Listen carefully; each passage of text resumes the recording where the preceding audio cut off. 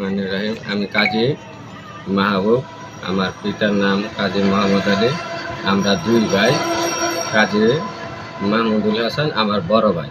আমার পিতা মারা যাওয়ার আগে আমাদেরকে নাবালক দলিল কইরা দেওয়া যায়, উল্টা আমাকে মায়ের দূরে হুমকি দুমকি দিয়া বাড়ি থেকে বাইর করে রাখে।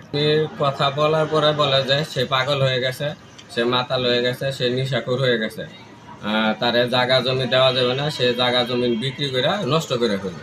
এই ধরনের ভুল ভ্রান্তি বুঝাইয়া মারে বুঝায়, মানুষেরা বুঝায়, এই কাজগুলা উনি করে। আপনার বাবা যে জমি দিছে সেখানে কি দুইজনের সম পরিমাণ জমি দিছে আপনার জানা সত্ত্বে? হ্যাঁ, আমার জানা সত্ত্বে আমার বাপে নাবালক দলিল করছে, বাটরা দলিল কইরা উনি খাজনা খারিজ আপডেট 2017 সাল পর্যন্ত খাজনা পরিশোধ করে গেছে।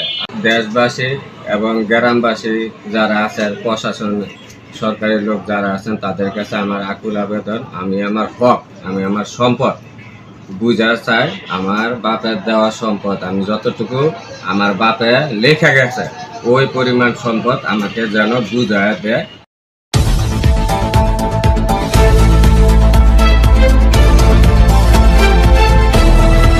সময় দেশ।